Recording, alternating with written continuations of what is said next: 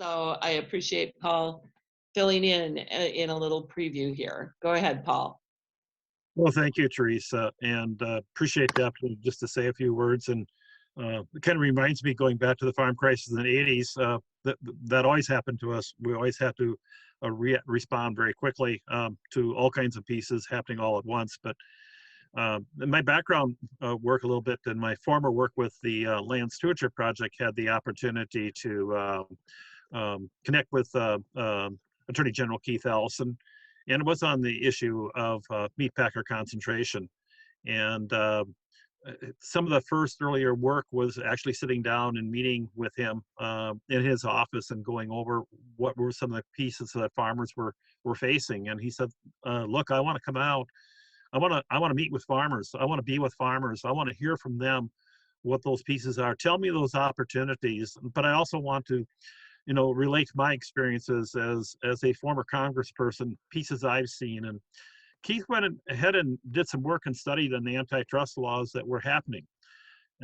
His idea of coming back to Minnesota was, how could he make a difference in the state and with farmers? How could he make a difference with farmers? And that's kind of the reason why he's here today.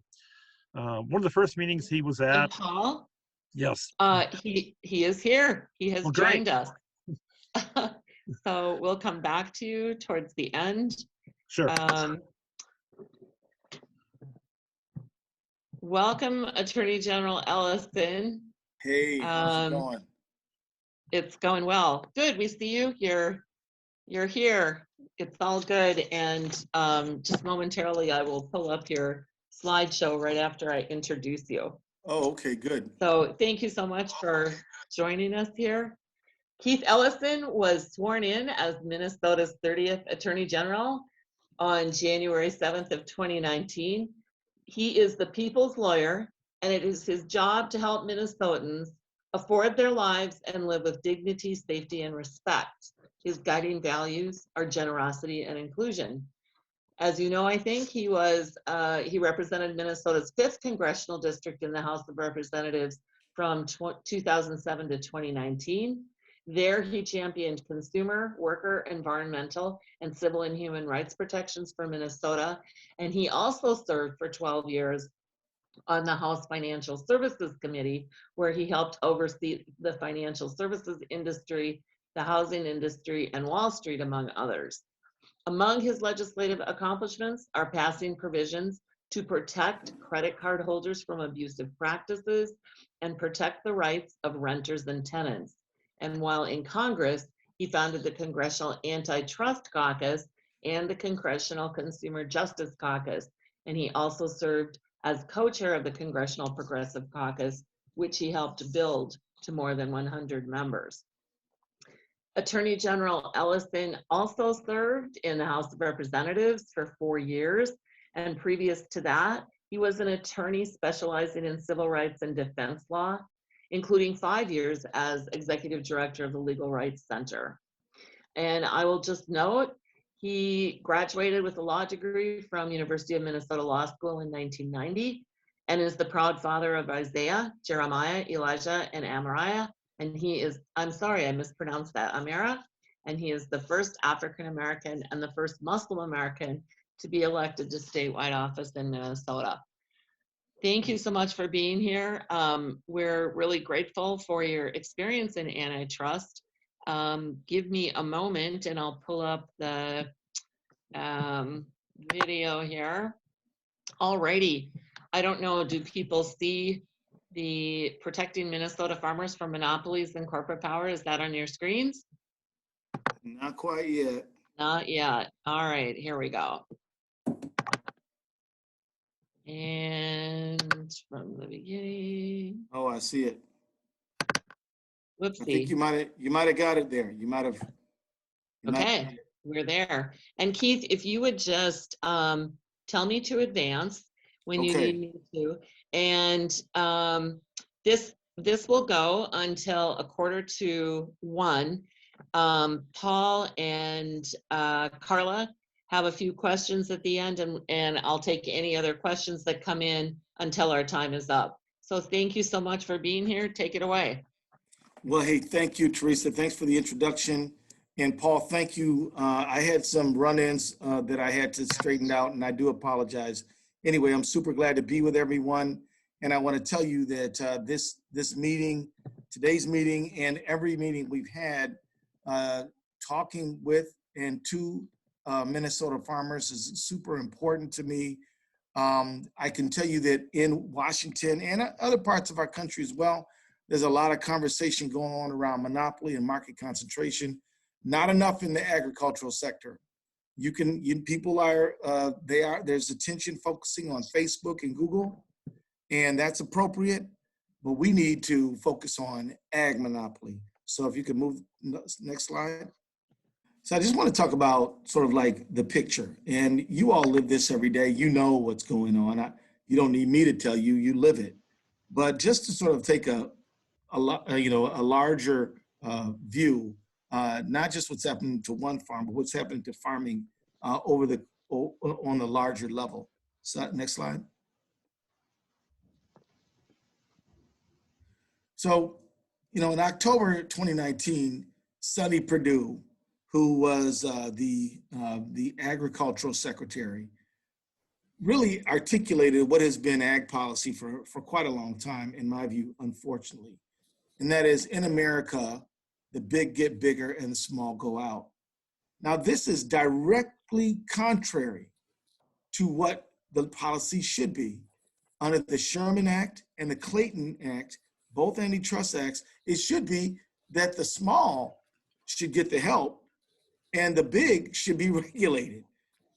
We should be seeking to increase the number of participants in the market, more producers, and it'll give us greater variety. It'll make more competitive, healthier markets. But instead, what he articulated is what's been the policy for about the last 40 years, which is market concentration. What's their reason? Well, their reason is that economies of scale. If you're bigger, you can spread costs more.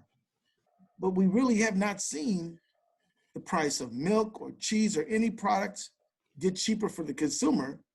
But what we have seen is the share of the dollar go to the larger, more concentrated industries. So national context, since 1970, more than 90% of American dairy farms have gone out of business. The price farmers get paid for milk has dropped. But if you go shopping for milk, milk costs what it cost before. Again, median farm income, not a pretty picture. Median farm income was $26,000 a year in 2019. When you add family living expense and debt, people are living in a debt situation. No wonder people are frustrated and angry.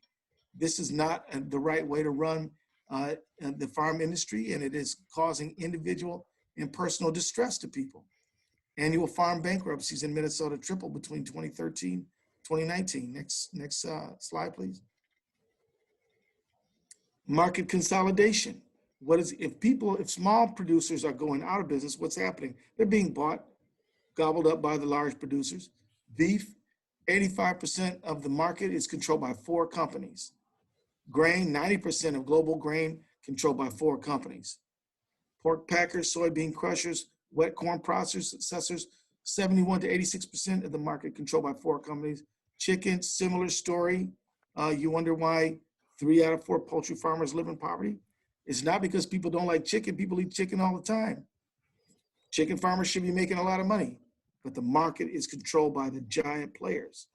Hogs, similar story. 25 years ago, 87% of the hogs were sold in competitive markets. Today, less than 7. Herbicide, pesticides, same story. Dow and DuPont and Bayer Monsanto mergers, they control 84% of the market. Next slide. You should know that the truth is, whenever I see mergers, I see them skeptically, and we go right to work to figure out how we can be opposed to them. Now that I believe that we have a DOJ and FTC that might listen, we've got to increase our effort to put much more scrutiny on these large mergers, particularly in the ag sector. From 1995 to 2017, the federal government gave out more than $205 billion in farm subsidies. So the federal government does give out farm subsidies, as many of you know very well. Well, they weren't distributed in a fair way. 26% went to the top 1% of recipients, average of 1.7 million. Many of these people are in Congress themselves. 77% went to the top 10 recipients, more than 3/4. 50% of the people, 50 people on the Forbes richest 400 list receive farm subsidies, and 62% of American farmers receive no help from the government. Excuse me, sorry. Next slide. So what we need more than anything, in my view, is antitrust enforcement, particularly in the ag sector. How do we get it? Well, we're gonna need it by popular demand. You should know that Senator Klobuchar is very focused on antitrust. Her legislation would be very helpful. I want to tell you a little bit more about it. And I think that it would be a great thing to really change the law to make it a much easier to do antitrust enforcement.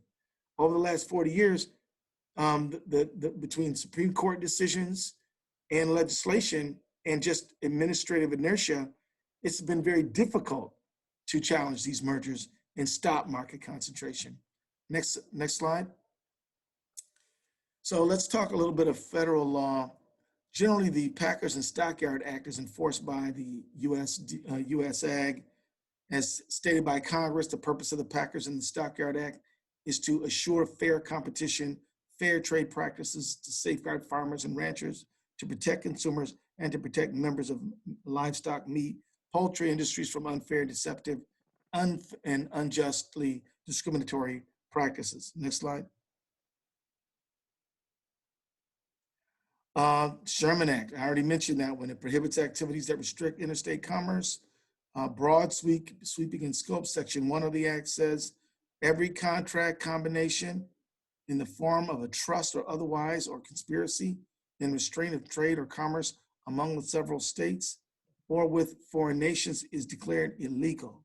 Section 2, the Act prohibits monopolization and attempts at monopolizing any aspect of interstate trade or commerce and makes it a crime. And antitrust enforcement is typically instituted by the U.S.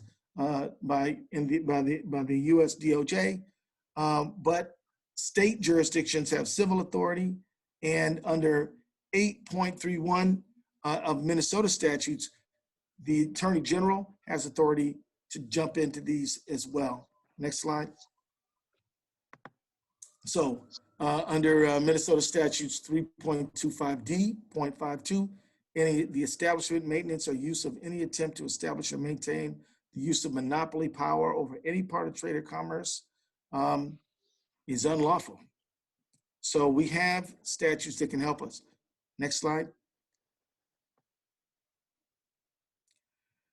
And then also under 325D.53, if predatory pricing is a result of collusion, it could violate the statute mentioned under Minnesota Antitrust Act.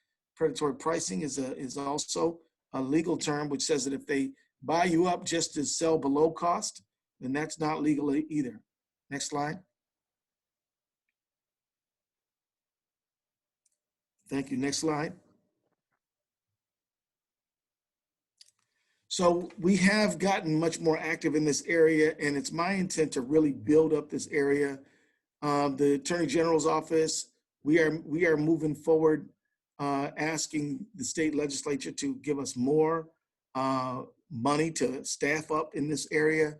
We've been collaborating with various offices around the country, Attorney General's offices. Our group, our Democratic Attorneys General office, has an antitrust group. We're active in that. We're reviving it. Quite honestly, it was a little moribund. And we're engaging our federal partners and really putting pressure on Biden to pick people who are going to do antitrust enforcement. So, you know, in Minnesota, we've reached an assurance of discontinuance is just a settlement agreement with Dairy Farmers of America that will help more than 40 Minnesota school districts and related programs to afford to buy milk through 2030. And we're working with 11 other AGs urging DOJ to pursue federal investigation into coordinated market manipulation by meatpackers, and we're building our antitrust division. And it's not just in the ag sector, because we've got to be concerned about telecom as well. These days, so much communication is through Comcast, CenturyLink, Frontier. We've sued them all. We will sue them, and we'll continue to. Next slide.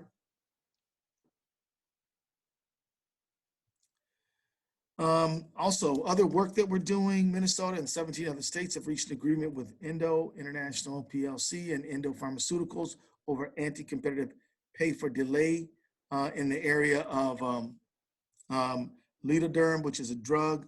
We're also working on the T-Mobile Sprint merger. We fought that one and worked to block it. We were not successful, but I think the real problem is that DOJ would not help. That was in the prior administration. We've got to put pressure on this administration to be there. And we're working with other DOJs that's suing Google to overcome their monopoly. And we've working with other AGs to sue Facebook as well. Again, I'm not as worried about the tech monopolies. There's a lot of energy there, but we need real, I'm raising my voice to say, we've got to sue these ag monopolies. We need more competition, more price competition, more wage competition, and we need more power in the hands of small producers. Next slide. So settlement between private class action and JBS. As you know, JBS, a Brazilian meat packing company, owns several outfits in Minnesota.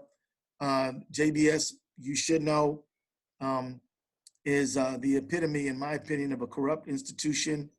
It's run by an oligarch in Brazil and is behind corruption in Brazil and in the United States. They've been the target of a whole number of corrupt and anti-competitive lawsuits, federal government, state governments. Here's what Judge John Tunheim had to say of the U.S. District Court of Minnesota. He recognized a $24.5 million settlement between the parties in January 2021. Settlement was entered into agreement in November 2020 when JBS USA settled part of the lawsuit that accused the company of conspiring with other meat processors to fix prices of pork. But JBS is a serial bad actor, very much on our radar screen. Next slide.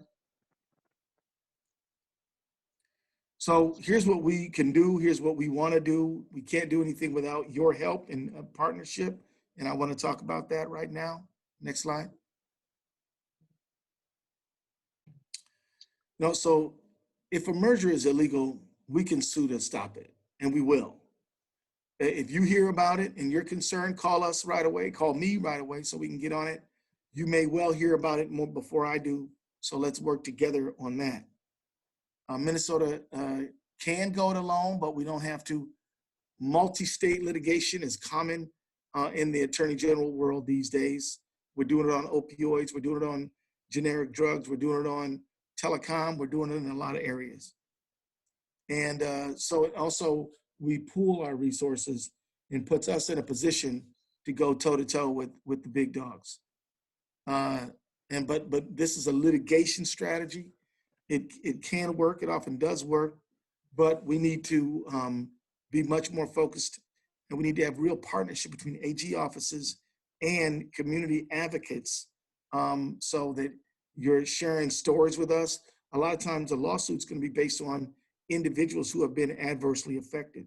We might need your help to get affidavits from farmers who are saying, hey, look, this anti-competitive merger or this action by this company is putting me out of business. Those facts that individual farmers and families are going through often are the stuff of lawsuits. And so if you have stories to tell, we want to be able to listen, and we can do this thing together. Next slide.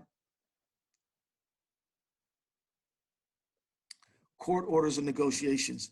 We don't have to always sue, but we can seek court orders and in court and get structural remedies. Like the Dairy Farmers of America was sort of a structural remedy to make them operate in a more competitive way. Even if the merger goes through, it doesn't mean that they get to do what they want. We could still have greater regulation. And again, the example I use here is make company divest some of its assets in markets where a merged company might have too much power. Next slide. And then we can require merged entities to mitigate any competitive effects, which could include restrictions on limitations on price changes, could include requirements to continue dealing with third parties, the same as before the merger.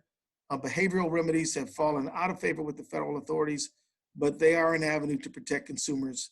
And I do now believe that we might be in a new era of antitrust enforcement. So we want to use structural and behavioral methods to promote competition and protect market participants, particularly the smaller ones. Next slide. Assurance of discontinuance, as I said, this is essentially a settlement agreement. They're assuring us that they're going to discontinue their bad practices. Multiple benefits here and of this particular route. It gives us a chance to get relief without exposing ourselves to the uncertainty of a trial. That's what settlement does, reduces risk, gives us more control over the types of conditions that go into an agreement. You can get things out of a company that you might not be able to get in trial, and allows the court to take jurisdiction so we can enforce the agreement if the parties don't live up to their end of the bargain. Next slide. So here are some ways to get involved with us. The online, our website right there, ag.mn.us, or you can call us in either the Metro or Greater Minnesota. As I said before, because you are active in the industry all the time, there's a very good chance that you're going to hear about some uncompetitive or anti-competitive practice before we do. In situations like that, we want to be in touch. We can send investigators out. We can get statements, and if they're operating, we can take action. But that's why it's important for us to be in conversation, so that we can work together to preserve and protect family farms and small producers. Next slide. I think that might be it. So we can pull down the slideshow. I just want to say that I've come to the conclusion that there's a lot of problems in our economy, a lot of problems in our society. But one of the things that I think is most responsible for that, and one of the things that I think needs far more attention than it gets, is confronting monopoly. We went over the Sherman and Clayton Act and the early legislation that protected competitiveness, protected small operators. And then, it really was in the Reagan administration when they rewrote antitrust law and foisted the burden on people who objected to the monopoly rather than keeping it on the monopolizers. They should have to justify why this monopoly will not hurt competition. But under Reagan, the burden was shifted to people who objected have to show that it will hurt competition. I don't think that's fair. We're not the ones merging, they are. The Klobuchar bill would shift that burden back to where it belongs. Also, there was this sort of professionalization in antitrust law. And you had to get these economists, pay them a lot of money to be expert witnesses. And they would, they get, the one economist says one thing, the other economist says the other thing. It ends up being really expensive and hard to litigate these lawsuits. And we stopped taking into consideration the effect of a merger on everybody, every stakeholder to the transaction, on the communities, on the workers, on the environment, on all kinds of things. And where we ended up was just price, consumer price, by the way. This, I think people have come into an awareness that the high market concentration has hurt workers, hurt small producers, hurt environmental concerns, and has essentially just put money in the pockets of people who are already extremely rich. It has lended itself to market concentration and the inequality. And the other thing that it has done is it has put people, the biggest players in the market, in a position to impact our democracy. So that if you got a lot of money, if you want to, you can give the money to members of Congress or candidates for Congress who are going to say, I'm going to be in favor of merger, or I'm going to be all right with it. I mean, how else do you get somebody like Sonny Perdue saying, get big or get out, unless the political landscape has been impacted by the economic landscape. So not only does it hurt workers, small farmers, everybody, it also hurts our democracy by putting inordinate political power in the hands of people who already have too much economic power. And it leads us to the situation that we're in now. We need a big rollback. Let me tell you, in the 1920s and 30s, even 40s, there used to be anti-monopoly leagues. These were not lawyers. These were not economists. They were just regular people saying, hey, you know, this monopoly is going to hurt us. And we need to get that spirit back. We need to organize around this, this monopolistic situation that has only existed for like 40 some years. I mean, it's been around, 1980s is when the shift really occurred. Also, but let me just tell you, Democrats have been as bad as Republicans on this. Both Clinton and Obama were not way better than Reagan or Bush, either Bush. We need something new, something dynamic to really, really go in to stop these monopolies, break up these big companies, and so we can restore prosperity and a fair chance to people. So that's all I want to say, and thank you for listening. Thanks so much. We've got time for a few questions. Paul, do you want to lead off? Sure. Attorney General Ellison, thank you so much for being with us here today. The Sustainable Farming Association, one of the pieces that they work at real directly is growing those local markets, connecting local people, starting on that startup basis with people who are consumers. And one of their real strong linkages that they're working on building right now is with local grocery stores. Right. And local grocery stores are under attack by very monopolistic power, Dollar General, bigger than Walmart. And so that'd be one piece for you to start taking a look at. They have a plan. We just, in two communities, Morgan, Minnesota, and Wabasso, Minnesota. Morgan, Minnesota, the Planning Commission said no, and the County Commissioners said no to Dollar General. The people in Morgan came together. In Wabasso, our city council is now going to enter into land use comprehensive planning, looking at this issue. So the key part or question to you, is there something you can look at? I mean, they have a developer going out seeking land all across Minnesota, but all across the nation, grabbing every place they can grab. And they're looking at where the local grocers are. So that'd be one piece. Is that something that you can start just taking a look at? Well, let me tell you, what we should do is our antitrust group meets about once a month. And Keon, if you're on the line, or anybody on my staff, what if we were to invite you on to our call, Paul, and you could just sort of lay it out? We could we don't have to wait long. We could do it sooner rather than later. And let's just get into the conversation. We could really start this conversation. I got to be honest with you. I didn't know that much about Dollar General, but this is why we have to talk. So let's get started on Dollar General. I love it. Thanks. Carla Mertz, can you speak to your issue? Hi, Keith. We spoke last month through Farmers Union. Hey there. So I'll just How are bring you? up. I'm doing okay. We were asking at the time, and I'll kind of bring this up again, kind of a recap off of your PowerPoint. What are the measures going to be moving forward on protecting new and upcoming smaller processors from predatory behavior and also fair market value on product? We will take action, but we need to be in partnership with you, Carla, to be aware. I'd like to, it is our goal to protect competitiveness in markets.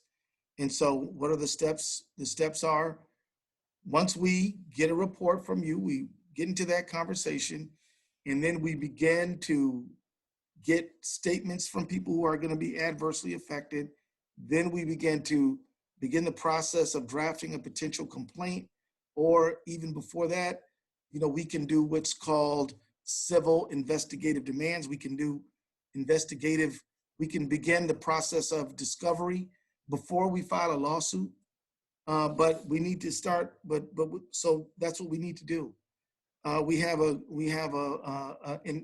group internal that does antitrust work, and sounds to me like we need to get on the line and talk directly with how we begin the process. So James Canada is the head of our group. Why don't we set up a meeting next week even to begin the process of taking the proper action on these cases? I mean, it sounds like good cases to me. I want to talk to my experts and staff to talk about what is our capability, but it sounds to me as though this would be a very good matter, particularly if we can get the cooperation that we need, build the case. So let's get together and start talking specifics about what we do next about both of these matters. That's a great invitation, and folks can email. I'll put it in the chat if you want to be part of that conversation. There are a couple other questions in the chat. One is, what is behavioral? You had mentioned it on your slide, behavioral remedies. Can you clarify a little bit more what those are? Right. These are remedies which basically say, okay, not every time there's a merger are we able to stop the merger. But what we might be able to do is make the company, the merged entity, agree that their prices are going to have to stay at a certain level, or we might be able to say your different subsidiaries that you own are going to have to continue to compete with each other. There are certain measures that you can take, even if there is a merger, to try to maintain a level of competition. So that's what it is. There's impacting the behavior of the company. Yeah.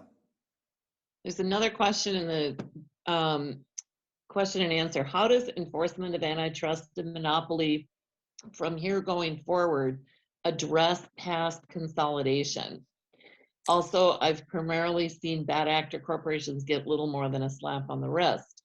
Government enforcement and fines are seen as an affordable risk and part of doing business. How do we send a stronger message to dissuade future illegal activity and market manipulation? Well, we can break companies up. You remember Microsoft, that there would never be an Amazon if that Microsoft merger were not attacked. So let me tell you, what we're looking at, the reason you haven't seen much antitrust enforcement is because from, say, the 1890s up until about, and they really accelerated under Franklin Roosevelt. A lot of good anti-merger activity then happened. But then, there really was a Reagan revolution, and it was that we were going to rewrite antitrust law.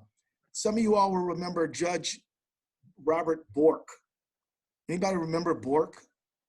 So Judge Bork is known as being this guy who everybody, the whole world knew about when he was trying to get on the U.S. Supreme Court.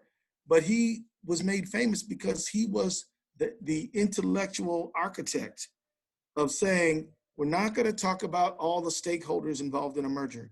We're not talking about community. We're certainly not talking about labor. We're not talking about small business. We're just going to talk about consumer price. That's it. And so Reagan, listening to him, rewrote how the FTC and the DOJ was going to deal with merger in about 1980. Now, remember, that was 41 years ago at this point, right? And so at that point, we just stopped enforcing the antitrust laws. And the ones we did enforce, we just made it a lot tougher to enforce. We jacked up the price of the litigation. we require that there'd be all these experts involved that are very expensive. And, they just, DOJ and FTC just stop opposing these mergers. And so that's when you say, that they never do anything, you're right. But it's not accidental, it's by design. And if some people can design a system where we go from taking action against these mergers to not taking it, can we together go from to a situation where we don't take action against these mergers, but now we're going to start to? It cannot happen just because of AGs. It's got to be a grassroots move. Let me tell you, you can look up on Google anti-monopoly committees, which were very popular, 100 years ago. And you didn't have to be an economist or a lawyer to be a part of it. You just needed to know that when these two big dogs get together, first thing they're going to do is cut their administrative costs. So if your cousin was working in the administrative office of one of these companies, somebody's losing a job. That's the way they made it. That's why it was profitable. They cut costs. And then what would they do once they got monopoly position in the market? They'd jack up the prices on everybody. And they'd lower them to run their competition out and then jack them up. And so it's not surprising to me that you would feel that nobody's done anything over the last few years. We are at the beginning where we're going to start making them do something. That's what's going on now. We are trying to turn the ship back toward true antitrust enforcement. And we're suing Facebook and Google and others as well. But remember, you just saw Congress start taking these mergers seriously. You've seen these folks in Congress take these mergers seriously in the tech world. Let's start writing our Congress people and senators and saying, what about ag? What about beef? What about dairy? What about pesticides? What about machines? What about all the stuff? We just need to, and so these things have a synergistic effect.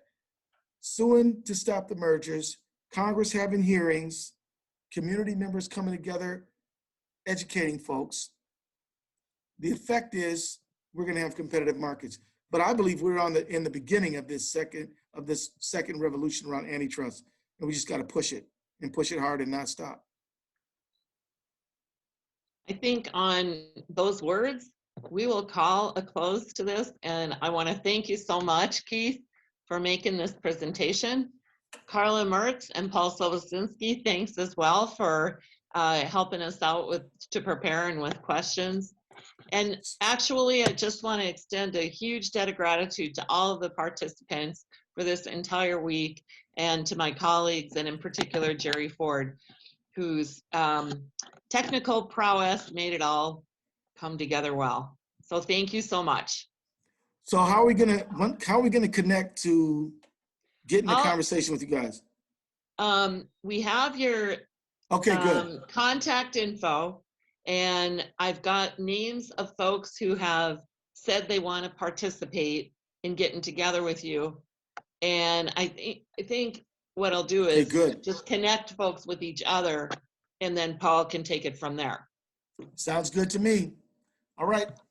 Thanks a lot. Thank you.